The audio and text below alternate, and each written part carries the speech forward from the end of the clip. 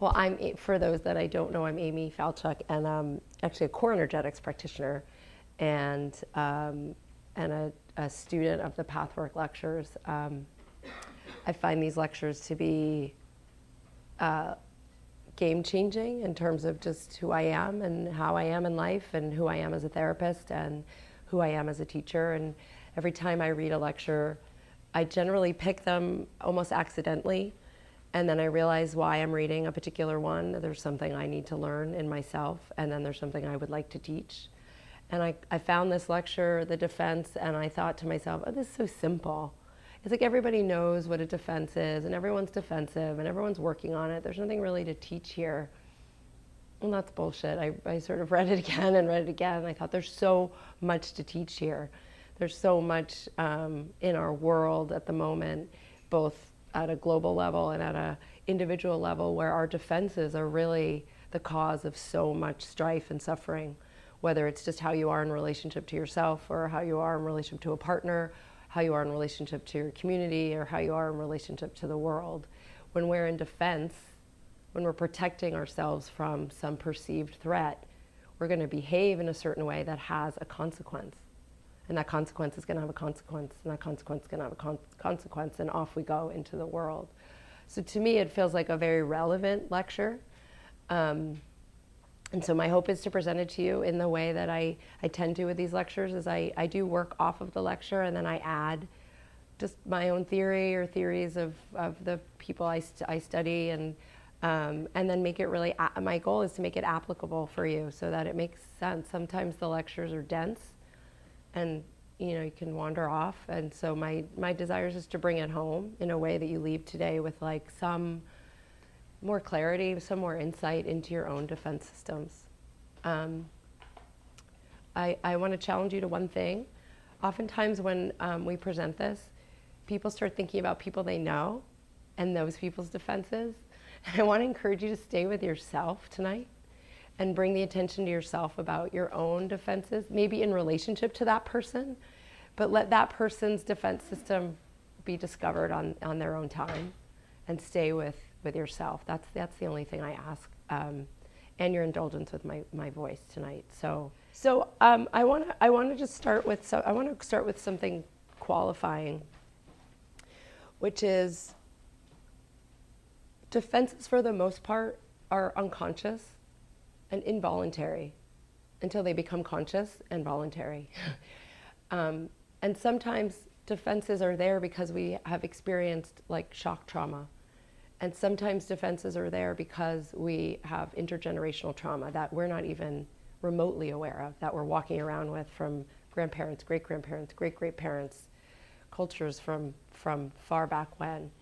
And I want to say that I'm not going to talk about those tonight. Right? So when we talk about defenses in the context of this lecture, we're talking about what it's like to just be all of us as relational beings in our day-to-day life, and to honor the fact that, to work through the defenses that are part of shock trauma or PTSD symptoms we're having, or intergenerational trauma. That's for a longer discussion somewhere else. And so, but I want to honor it and just bring the focus to this idea of like, what happens when we walk in a room? Right? So you all have just walked in a room. Some of you know each other, some of you don't. And so if you were just to take 15 seconds to go inward and notice, what are you doing in this moment that you're aware of to defend yourself?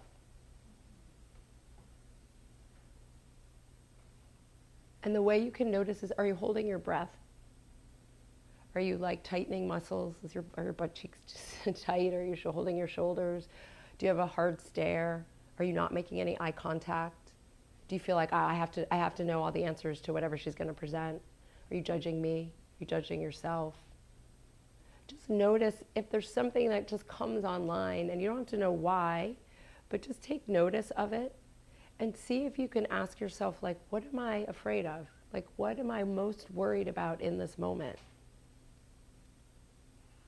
And just, you don't have to name it, but I'd love to get to it at some point as we does the question make sense? Mm-hmm. Yeah. So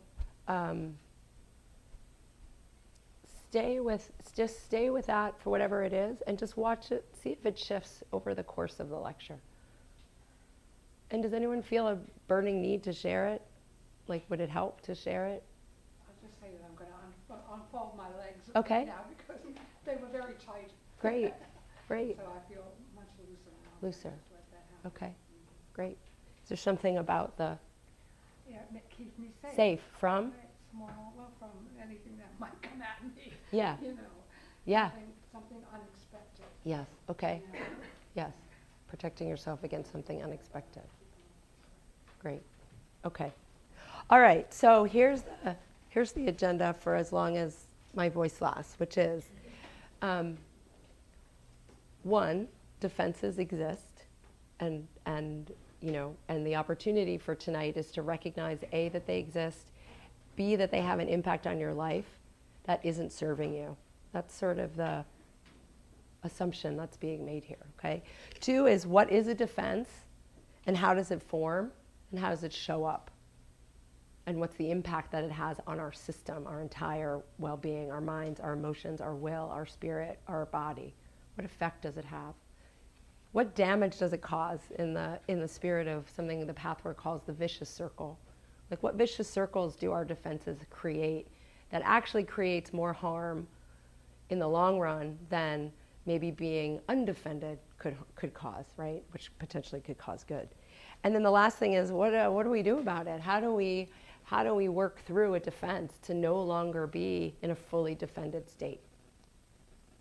Because what the guide says is that our goal in life, one of the tasks in life is to be less defended.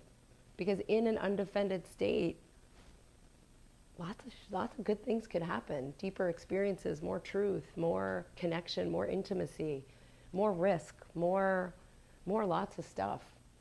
So the invitation is to be in life in a less defended state. And the way to do that is to understand you're defended in the first place. So that's what we're gonna look at. Sound good? Yeah. Yeah? Okay, great. So what is a defense? So the good news is that our system, like animals, are built to defend against real threats, right? So a threat comes towards us. Maybe it's like, I always use the bear example because I'm afraid of bears. A bear comes towards me, okay? What happens? My brain sends a message to my adrenal gland that says, there's a bear and you're in trouble, right? The adrenal gland releases things like adrenaline, and other systems release things like cortisol and norepinephrine. And this sends a message to our body that it's time to flee, it's time to freeze, it's time to fight, it's time to play dead, it's time to do something to make sure this threat doesn't kill us. So with the bear, I think you're told with a bear to actually just quietly step backwards, like don't make a lot of sound. So there's a flee in the bear response, but do it smartly, right? So the hormones go to my body and get my body ready to get out of there. And what it does to my body is it brings all the oxygen, all the blood to where it needs to go to make sure I can get out of the way, right? So any thought I had about, oh, it'd be so nice to take a hike and see the trees, all that thinking is gone. Now my mind is thinking, how do I get away from the bear? Okay? So now my mind has focused, my body is ready, my heart's beating, right? My blood pressure's up. Like the blood is going to where I need to go, maybe to my feet, to my hands to my legs to get out, right? So I have very little luxury of a lot of emotion except for 2 primary feelings I may feel. What do you imagine they may be? Fear. Anything else, potentially? Anger. Aggression, right? Because I may want to attack the bear back. I will lose. That will be the end of it. That will have been a bad strategy. But right, so our body is in lockdown to do what it needs to do. Our mind is in lockdown thinking only what it needs to think. Our feelings are limited to whatever feeling we need to make sure we survive, which is most likely some kind of fear, maybe anger, which in the form of aggression can actually make us move, right? What do you think's happening to my will? in this period. Am I undercharged? Am I like, oh, I don't really have the energy to run from this bear. I don't want to do it. I wish someone supercharged, right? My will is like, I didn't know. You ever hear stories of people that lift cars, and because they never lift. Yes, that's right. So our will gets charged and says, do, act, do something, right? So this is a normal, and then what happens is the bear goes away. Like I successfully have maneuvered every part of me. I've used every hormone I need, every piece of me to get away from the bear. And now I'm safe. I'm just hiking again and the bear's gone. What happens is these hormones get dissolved and absorbed in the body. And I come back to a state of homeostasis. Like I'm thinking again and I'm feeling again and my body's relaxed, my heart rate goes down, I can breathe a little better. Maybe I'm making contact with people. I'm telling the story. Oh my God, I saw a bear, right? None of this would be possible when we're in a threat response. Because the threat is a threat to our existence, and we fight. If we want to live, we fight for our existence. There's no room for relationship or connection or warmth or wisdom or spirituality in this place. Okay?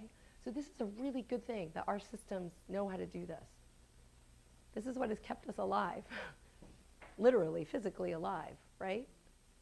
The problem is when you put this system into Friday evening at 7 o'clock in a yoga studio, right? And a lot of us come in here and we're in the threat response, even though there's no bear. And that's the essence of the lecture, which is, we're all walking around as if there's a bear chasing us. And our body and our mind and our feelings and our will are doing exactly what they're supposed to do under threat. The problem is there's no threat, not real. I mean, it may feel real, but there's no bear. So that's the, so it begs the question, like, then what is a defense? If there's no bear chasing me, what is a defense? And essentially what the guide says is, it's a strategy to ward off pain, period. That's it. It's as simple as that. It's not simple, but it's as simple as that. So it's a strategy to ward off pain. Pain that we think is basically a bear mauling us, right? And that when we experience pain and we don't think we can survive it, because we are survivalists, we come up with strategies to make sure that never happens again. And that's the creation of a defense, right? So how does a defense outside of a bear chasing us? I really hope I never get chased by a bear, because it would be one of those stories. It's like, how ironic. She would lecture about bears, and then a bear took her out. That's like my biggest fear. It's so humiliating. Okay. What? I know, but I'd be dead. So similar to the threat response, now we have a threat. But let's say the threat is being rejected. Or let's say the threat is a certain amount of neglect as a child. Or let's say a threat is being humiliated by your parents, by a parent or a caregiver, right? Or maybe you were silenced as a kid. Children aren't seen, what are they? They're seen, not heard. Maybe like you had a parent that was a rager, right? And anger really frightened you, right? Maybe you were just disappointed, maybe life happened, right? So when you're a child, these are devastating. They're awful, in part because you don't have the awareness. I mean, we might, but to some extent you don't have the cognition and the consciousness to know that these are survivable threats. They're unbearable when you're a little kid and you're experiencing the onslaught of something. And usually these things are not one-time things. These are things that are consistent in a family pattern or in a community or in a culture, right? It's happening daily, if not all the time. It's just pervasive sense of, I've talked about, I use my sort of upbringing as examples. Like, I think, what I was raised to believe is that self-doubt and making a mistake was like death, And so what message do I take from that is don't make a mistake. Don't have self-doubt. Because if you do, there's some rejection involved, and that rejection's painful, right? So this is what, the kid in us feels as like a bear coming towards us. Abandonment, rejection, humiliation, neglect, yeah. Anything else?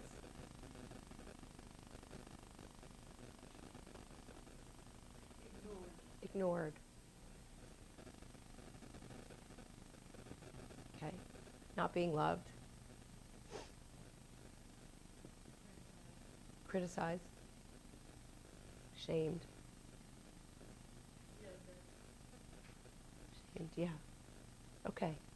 So what happens is we experience these things. We don't have the wherewithal to understand them. All we feel is some level of pain, right? And oftentimes that pain's not met, right? It's like either we don't know how to express it or it gets just internalized and it's felt. And the child says, I will never feel this again. Ever, never. It's unbearable. I will never feel this again. What can I do to make sure this doesn't happen, right? So the child develops things called strategies, which ultimately become defenses, right? So the strategy may be, don't make a mistake. The strategy might be, be all loving all the time. The strategy may be, do whatever, don't speak. Because if you don't speak, then you don't get told to be silent, right? The strategy may be, don't be rejected by making sure you give someone whatever they want so they never reject you. I'll just be all loving all the time. I will do whatever anyone says so that I'm not rejected, right? So the strategies are a way to make sure these things don't happen again. And what happens is they become lodged in the system. They become lodged in our nervous system. We don't even know at some point that we're doing them anymore. Our nervous system says, danger, danger. Oh, if I do this, this doesn't happen. I'll just keep doing it. And then off we go into adulthood, doing the things that we've always done to stay safe. So the strategies become a defense.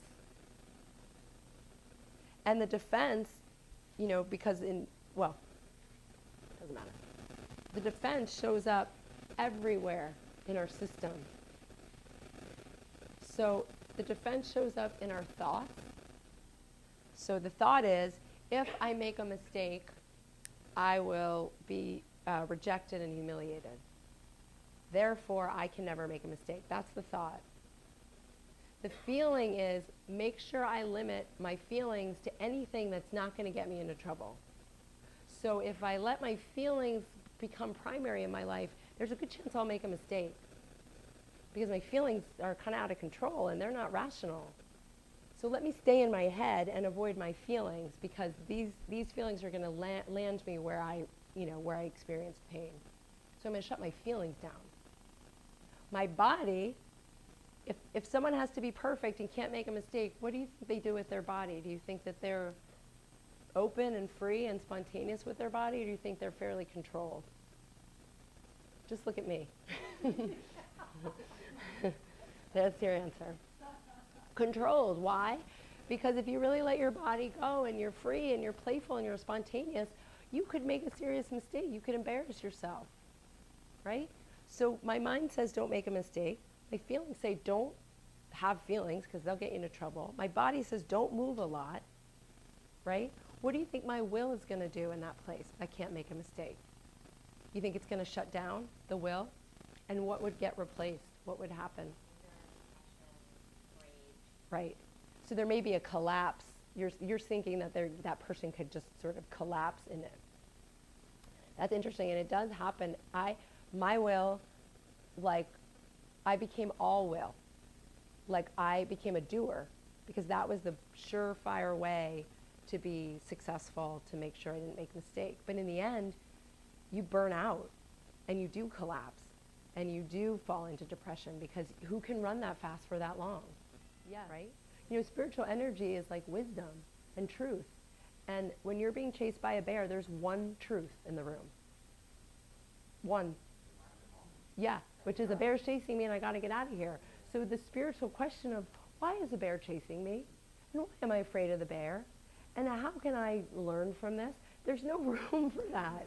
There's no room, right? Or how can I become a conservationist and protect the bears here because bears should be, there's no room for purpose or true spirit because all I can think about is that one thing, which is how do I make sure this bear doesn't get me? How do I make sure I don't make a mistake? Because that's the bear for me, right? So in that threat response of a threat being rejection or humiliation or something, I've now created basically the same map as if there was a real threat threatening my existence. And again, off I go in the world. What do you think my relationships look like when I'm in, I have to be perfect, I can't make a mistake? Rigid. Yeah. Yeah.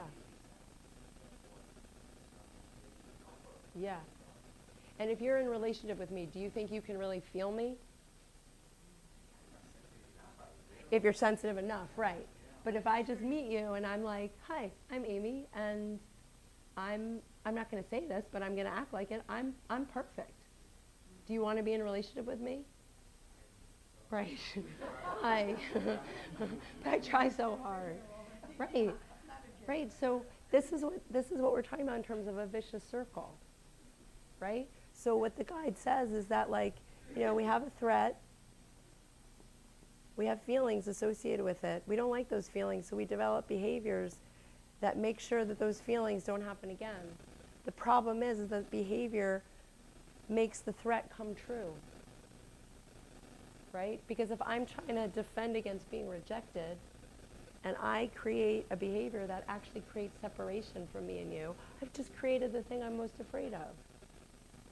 Not only that, but on a deeper level, I'm completely alienated from who I really am. I'm pretending to be somebody else. Not pretending, but I'm betraying myself. I'm in some kind of psychological estrangement. I'm not me. I'm putting on a persona that I think protects me. But whenever we betray ourselves, we might as well, we are annihilating ourselves in that place. So the vicious circle is that we actually create the thing we're most afraid of. We're so interesting as human beings, right? Like, so, and I think that's the key takeaway from this lecture is that in our defense we create the thing we're most afraid of, and that on a deeper level, that what we really create is self-alienation and self-betrayal by putting on a show to make sure something doesn't happen, because self-alienation is the biggest crime we commit against ourselves. Betrayal of self is we're so worried about someone else leaving us that we leave ourselves in a heartbeat to make sure that doesn't happen. That's bonkers. But as kids, we need the other more than we need ourselves.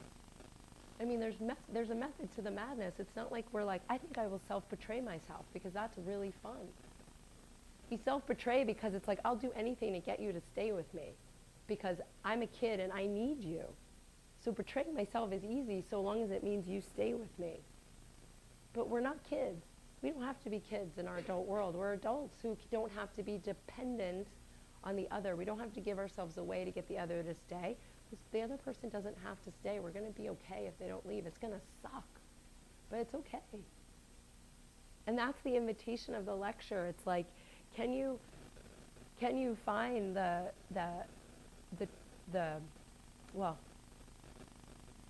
we'll find it. I want to make that point like over and over again because it just feels so rich. It's like such the essence of that lecture. This idea of our defenses being, on the one hand, so wise because they save us, but so ill-suited to protect us because they create the thing that we're most afraid of. And so we have a choice here. Do I want to protect myself, or do I want to really save myself and have a full life by being less defended? I had a client say to me the other day, she was so wise. She goes, everyone tells me to love myself. And she's like, but I don't even know myself. Who am I supposed to love? And I was like, yes. Right? All this stuff, self-love. Be great to have self-love, but love who? Right? And that's why this lecture is so great, because the invitation is like, get to know you, and then love that person, and love your defenses. I mean, that's the other thing that, is so important. It's like, our defenses, like, mean really well. They mean so well. Thank God for them. They saved us, right? And so the key is not to say like, damn you, look what you've done to me. It's to say, thank you very much. Like, I got to figure out a way to work around you, or I need to give you another job. Like, because you've done your job and now it's time to do something else, right? And I think the other thing that feels important is that like our defenses, we may not work through our defenses in our lifetime. And to find, you know, I'm writing an article about my dad who passed away last year, and I'm writing about some of the things I've learned. And one of the things I learned is that my defense is still so locked into place. And I tell the story that I was sitting by his bedside and he was asleep. I think he was still conscious, and my mom had left me alone to be with him. And I wanted desperately to tell him I loved him and that I would miss him. And I couldn't do it because I've never been able to do it. Whenever my parents say, love you, I'm like, mm-hmm, click. My brothers love you, I'm like, mm-hmm, click. For whatever reason, it's too much for me to say out loud, love you. It's too much. It's too painful. It brings up all this longing. It's too big. It's humiliating to me. And here I am on my father's deathbed. What a great place to drop a defense. And I couldn't do it. I just couldn't do it. And I know he knew, and so it was okay. But it's like, it was such an important moment for me as a therapist to say, you know, even in the most obvious moment where it would be like perfect timing to let that shit go, couldn't do it. I wasn't ready, you know? And I have a lot of compassion for myself. Because I've done this work, I have compassion for like, I wasn't ready. And I would love to be ready. You know, maybe by telling this story, it's getting me, you know, I love you guys, right? I don't know. I don't buy it. I hope you get the point of the story, which is like, you know, they're locked in for a reason. And if we can't break through it, if we can't override it, it's okay. So long as maybe you're just aware of it. Maybe that's enough, you know, to say, wow, it's that strong. Like, I really don't want to be humiliated that much that I'm willing to not say something in a moment where it would be perfect to say it. So I wanted to share that story just to say, there's no like, you're not good or bad if you can't work through your defenses. It's just an opportunity to be more conscious and yeah. So with that, so we talked about what a defense is, what a real threat is, what a perceived threat is to the child, how it shows up in the body, how it shows up in the mind, how it shows up in our emotions, and how it shows up in our spirit and our will. And that's kind of where the lecture begins. I just added a lecture to it with that. But the lecture talks about what's the actual impact on us. So we hear a lot about what stress does to the body.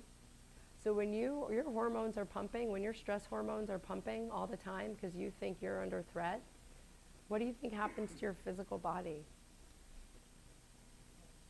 Sorry? Inflammation, yes. Anyone notice what happens to their body when they're stressed? Hold your breath. Stiffen your body. Yes. Yes. Yes. Yes. Digestion. Yep.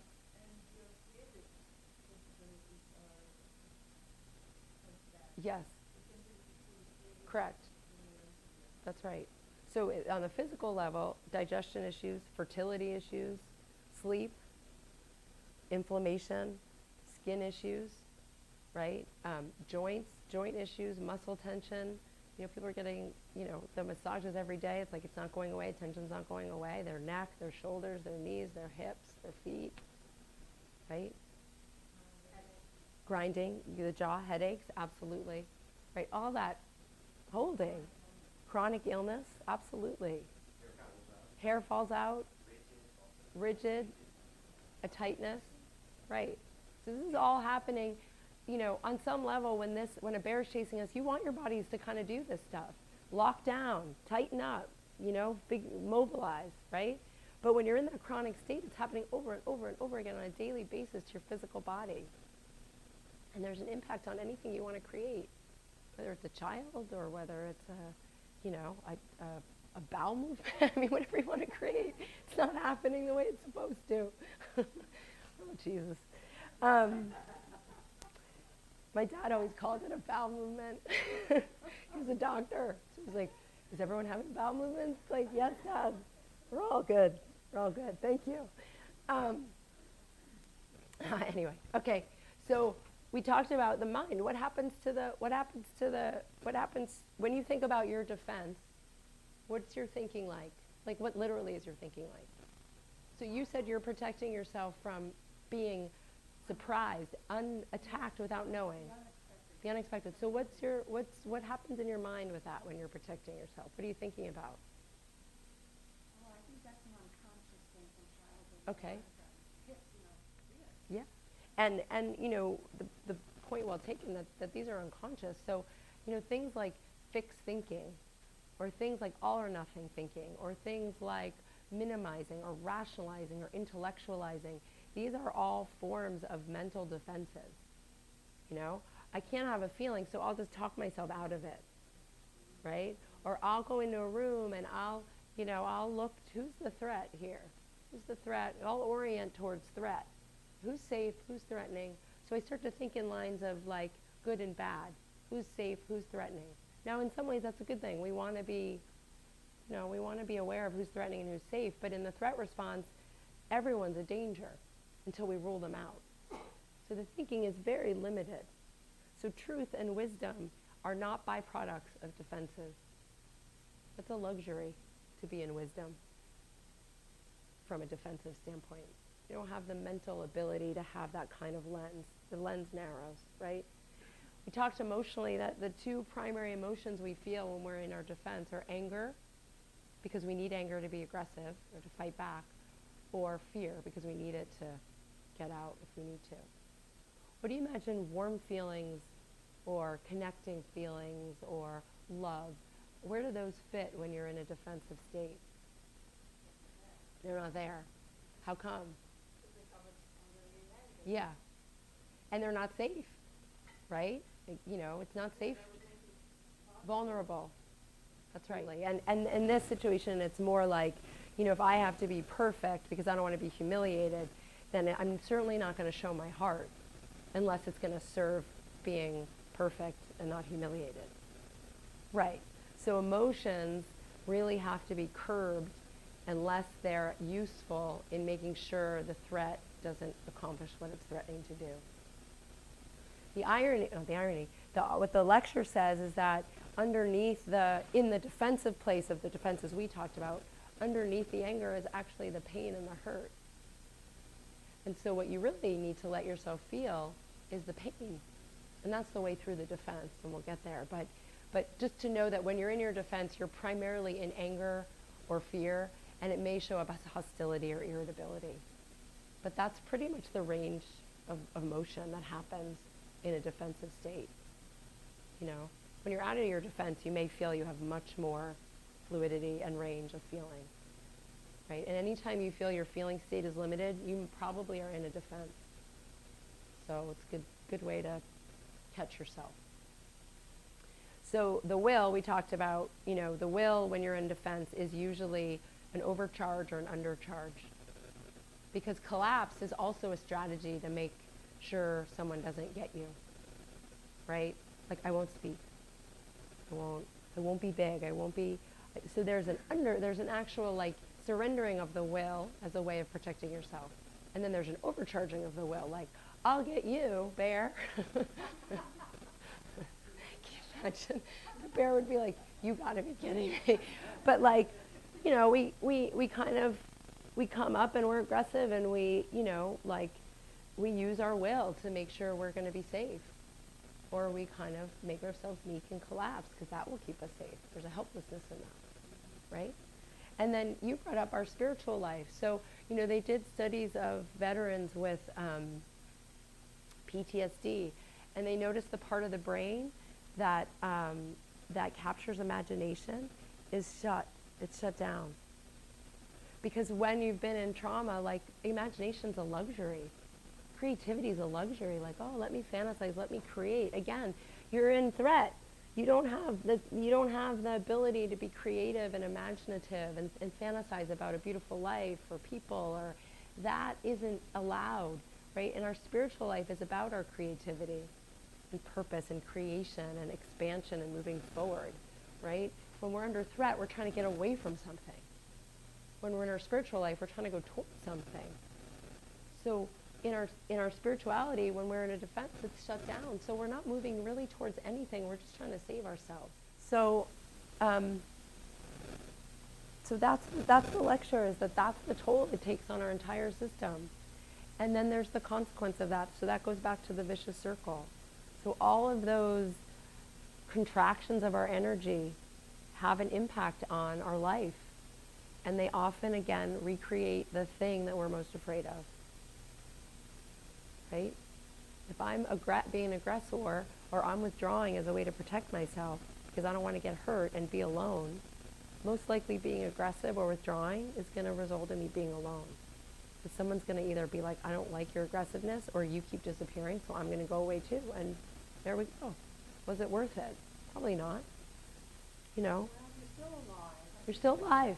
That's right. And I think, you know, it's like the guy talks about there's two states of being. There's self-preservation, and then there's like self-procreation. There's self-expression, right? And in a threat response, we're always in self-preservation, right? But the idea of life is that, like, full not only do we want to be alive, but we actually want to live. Let me say that the other way. Not only do we want to live, but we want to be alive.